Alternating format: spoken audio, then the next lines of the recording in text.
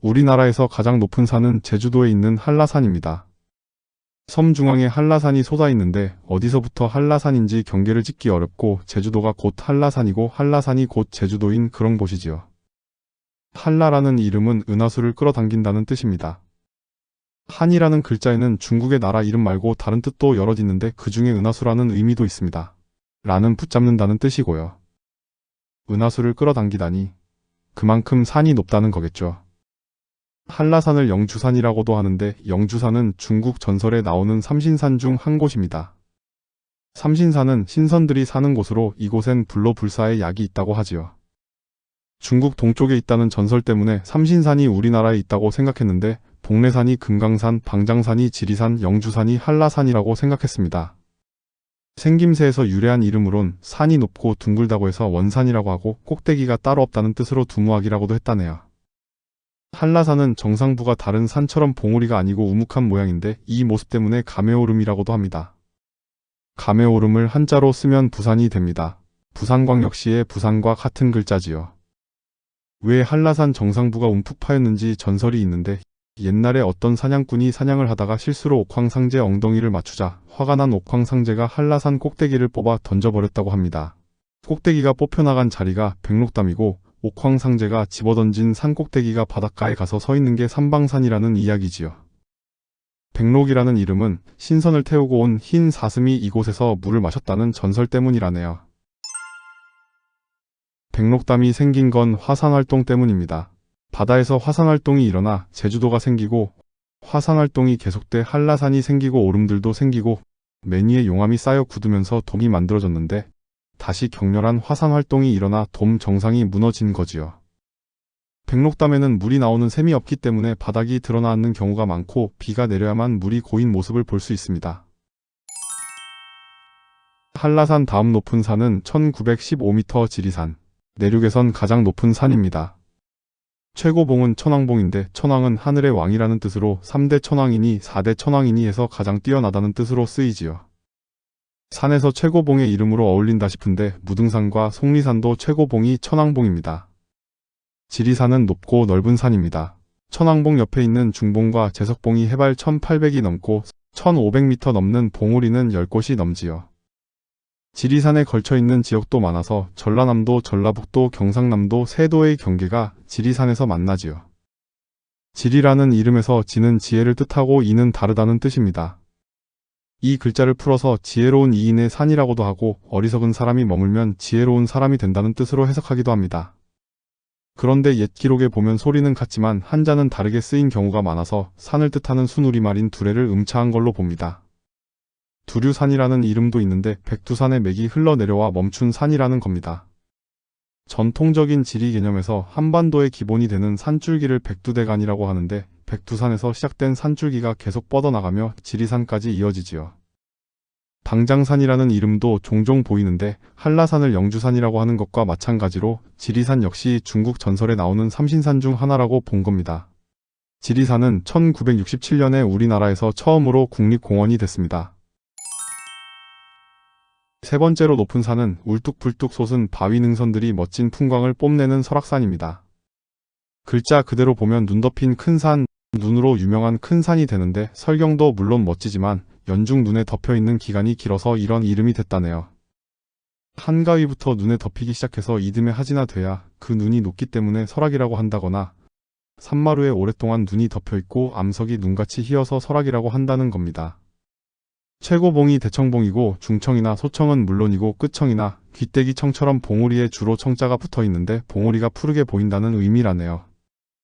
지형이 험하다 보니 조난사고가 전국에서 가장 많이 나는 산인데 죽음의 계곡이라는 별명이 붙은 곳이 있을 정도입니다. 죽음의 계곡은 대청봉 북쪽 능선 사이에 위치한 계곡인데 비가 올 때만 물이 떨어지는 마른 폭포가 있어서 건폭골이라고 하던 곳입니다. 반내피라는 이름도 있었다 하고요. 그런데 이곳에서 조난사고로 사망하는 사람이 계속 생기자 언젠가부터 죽음의 계곡이라고 불리게 됐지요. 우리나라 등반 역사상 최대의 조난사고가 벌어진 곳도 죽음의 계곡이었는데 해외 원정을 대비해 훈련을 갔던 한국 산악회 대원 중 10명이 이곳에 베이스 캠프를 쳤다가 눈사태로 모두 사망한 일이 있었지요. 설악산은 속초시와 양양군, 고성군, 인제군에 걸쳐 있는 강원도의 산인데 뜬금없이 울산이란 이름이 붙은 바위가 있습니다. 전설에 의하면 조물주가 금강산을 만들 때 가장 빼어난 산을 만들려고 전국에서 멋진 바위들을 모아 12,000봉을 만들기로 했는데 울산에 있던 바위가 그 소문을 듣고 금강산으로 향했다지요. 그런데 덩치가 커서 걸음이 느리다 보니 설악산쯤 왔을 때 이미 12,000봉이 다 완성됐다는 소식을 듣게 됩니다. 울산 바위는 고향으로 다시 돌아가기도 멋쩍고 해서 그냥 설악산에 눌러앉았다는 그런 이야기입니다. 울산이란 이름 때문에 이런 이야기가 덧붙은 것 같은데 울타리처럼 생겨서 울산이라고 한다는 이야기도 있고 천둥이 칠 때 하늘이 울린다고 해서 울산이 됐다는 이야기도 있습니다. 설악산은 해방 이후 분단이 됐을 때 북한 쪽에 속했다가 전쟁이 나고 휴전선을 조정하는 과정에서 남한 영토가 된 경우입니다. 네 번째로 높은 산은 무주리조트 스키장이 조성되어 있는 덕유산입니다. 정상 바로 밑에 있는 설천봉까지 곤돌라가 설치돼서 비교적 쉽게 눈산행을 경험할 수 있는 곳으로 인기가 높지요. 덕유는 넉넉하게 덕이 많은 산, 덕이 많고 너그러운 산 그런 뜻입니다. 덩치가 큰 산인데 거친 바위가 거의 없이 흙으로 뒤덮여 있어서 이런 이름이 된 것 같네요. 주봉인 향적봉에서 남쪽 방향으로 길게 능선이 이어지고 그 끝에 남덕유산이 솟아있는데 예전에는 별개의 산으로 인식했던 것 같고 봉황산이나 황봉 같은 이름으로 불렸습니다. 남덕유에서 더 남쪽으로 내려가면 60령이 나옵니다. 전북 장수군과 경남 함양군 경계가 되는 해발 734m 고개로 삼국시대부터 군사적 요충지였지요. 60령이라는 이름에 대해서는 몇 가지 유래담이 있는데 개중 유력한 건 산이 깊어서 도적대가 들끓기 때문에 고개를 넘으려면 60명 이상이 무리를 지어야 해서 그렇다는 겁니다. 다른 유래담으로는 고개를 넘어가려면 작은 구비를 60번 지나야 해서 그렇다는 것과 전북 장수와 경남 안의 읍지에서 고개까지 거리가 60리여서라는 이야기가 있습니다. 개방산은 높이가 1577m로 5번째 높은 산이지만 다른 산들만큼 명성이 높진 않습니다. 고도에 비해 등산도 비교적 쉬운 게 해발 1000m가 넘는 운두령에서 시작해 실제 오르는 높이는 500m 남짓입니다. 개방산이 국립공원이긴 한데 더 낮은 오대산 국립공원의 일부로 속해 있고 처음부터 함께 국립공원으로 지정된 것도 아니고 뒤늦게 편입됐지요. 이름에 개수나무 개와 꽃다울 방을 쓰는데 방에 좋은 냄새라는 뜻이 있고 개수나무가 단풍 들 때 달콤한 향기가 난다니까 개수나무처럼 향기로운 산 정도가 되겠네요. 개방이란 이름은 일제강점기에 제작된 지도에서 처음 등장했다고 하고 조선시대까지는 제비 연을 써서 연방산이라고 했습니다. 한백산도 개방산처럼 다른 산 이름으로 된 국립공원에 포함되어 있습니다. 한백산이 국립공원 타이틀을 차지한 태백산보다 6m 더 높지요. 한백산이란 이름을 언제부터 썼는지 모르겠는데 옛 기록에는 묘범산, 요고산, 수미산, 작약산, 한방매 같은 이름들이 보이고 대동여지도나 조선왕조실록에는 대박산이라는 이름으로 등장합니다. 실록에 한박산은 대박산이라고도 한다는 기록이 있는 걸 봐서 한박산과 대박산 두 이름이 쓰인 것 같은데 혹시 한박이 소리가 변해서 한백이 된 건가 싶지만 확실한 건 알 수 없네요.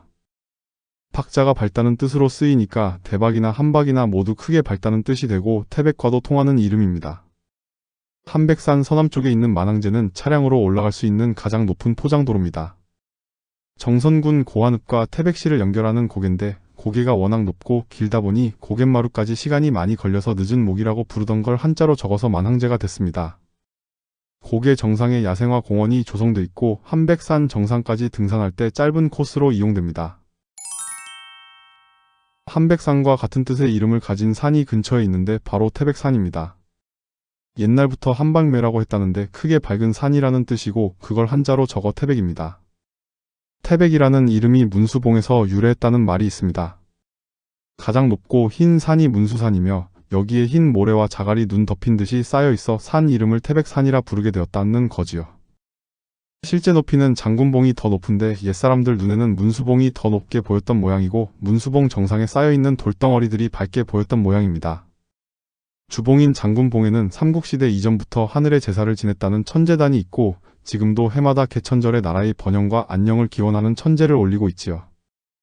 강원도 민체전 성화도 태백산 천제단에서 체화합니다. 장군봉 조금 아래엔 삼촌인 수양대군에게 왕위를 빼앗기고 억울하게 죽은 단종의 넋을 위로하기 위해 세운 비석이 있습니다. 민간 신앙에서는 억울하게 죽은 사람을 신으로 모시는 경우가 많은데 태백산 일대에서는 단종을 산신으로 모신다네요. 오대산은 우리나라 불교에서 중요한 성지 중 한 곳입니다. 오대산 최고봉 이름이 비로봉인데 불교의 비로자나불에서 온 이름입니다. 비로자나불은 대일열애라고도 하는데 태양이 세상을 두루 비추듯이 진리의 빛을 비추는 부처님이고 세상의 중심이자 가장 높은 곳에 계신다고 해서 최고 높은 봉우리에 비로라는 이름을 붙이는 경우가 있지요. 오대산에는 비로봉을 비롯한 5봉우리가 빙 둘러서 있고 각 봉우리마다 암자가 있는데 오대산이라는 이름 자체는 문수 신앙의 성지로 꼽히는 중국 오대산에서 비롯된 겁니다. 신라 자장 율사가 당나라 오대산에 갔을 때 문수보살을 칭견하고 석가모니의 진신사리를 받아왔다고 합니다. 자장 율사는 신라에도 5대 봉우리가 있고 그곳에 문수보살이 계시다는 계시를 받았는데 지금의 오대산이 그 장소임을 깨닫고 월정사를 비롯한 여러 사찰을 창건하고 비로봉 남사면에 진신사리를 모셨다고 합니다. 석가모니의 진신사리를 모신 곳을 정멸보궁이라고 하는데 한백산 서쪽 정암사도 우리나라 5대 정멸보궁 중 한 곳입니다. 이런 오대산에서 직접 문수보살을 만났다는 사람이 있는데 바로 조선 세조 임금입니다. 세조가 월정사에서 참배한 후 상원사까지 왔다가 계곡에서 혼자 몸을 씻고 있었는데 마침 어떤 동자승이 지나길래 등을 밀어달라고 부탁했다지요. 세조가 동자승에게 임금의 옥체를 받다는 말을 아무에게도 하지 말라고 했더니 동자승이 임금께서는 문수보살을 만났다는 말을 아무에게도 하지 말라고 했다는 겁니다. 이런 인연으로 상원사에는 문수 동자상이 모셔져 있는데 세조의 둘째 딸 의숙공주 부부가 조성해 모신 겁니다. 1500m가 넘는 산들 중에서 가장 낮은 산은 1562m 가리왕산입니다. 가리왕이라는 이름은 고대 역사에서 유래를 찾습니다. 맥국의 가왕이 난을 피해 이곳에 숨었다고 해서 가왕산이라고 하다가 가리왕산이 됐다는 거지요. 맥국은 춘천에 있었다고 전해지는 고대의 작은 나라로 구체적인 기록이 전해지진 않지만 춘천 일대에 맥국과 관련된 전설이 많고 발산리 일대가 맥국의 중심지였던 것으로 봅니다. 산 모양과 관련해서 멀리서 보면 볕단이나 나무단을 쌓은 가리처럼 생겨서 가리왕산이 됐다는 이야기도 있다네요. 옛 기록에는 한자가 다른 경우도 있지만 대체로 가리왕산으로 표기돼 있고 대동여지도에는 가리산으로 나옵니다. 2018년 평창 동계올림픽에 필요한 알파인 스키장을 가리왕산에 만들었는데 단 3일 경기를 위해 산을 파헤칠 수 없다는 반대 목소리가 높았고 경기가 끝난 뒤에 원상 복구를 한다는 조건으로 스키장이 조성됐지만 평창 올림픽이 끝난 뒤 기왕 만든 시설을 관광자원으로 이용하자는 지역의 요구가 있어 복원을 주장하는 입장과 갈등을 빚다가 결국 곤돌라 시설을 남기는 쪽으로 결론이 났습니다. 남한에서 가장 높은 산은 한라산이고 내륙에서 가장 높은 건 지리산이지만 한반도로 범위를 넓혀보면 가장 높은 산은 백두산입니다.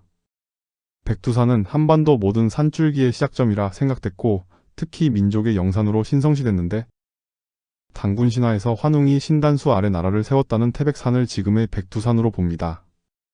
백두는 머리가 하얗다는 건데 한여름 잠깐을 빼고는 산꼭대기가 흰 눈에 덮여 있고 정상부에 부석이 쌓여 있어서 눈이 아니더라도 희게 보인다네요. 부석은 화산이 폭발할 때 나오는 분출물인데 구멍이 송송 뚫린 가벼운 돌이라 물에 뜨고 흰색이나 연한 치즈색을 띱니다. 백두산을 장백산이라고도 했습니다. 길고 흰 산이라는 뜻의 만주어 이름을 한자로 표기한 거지요.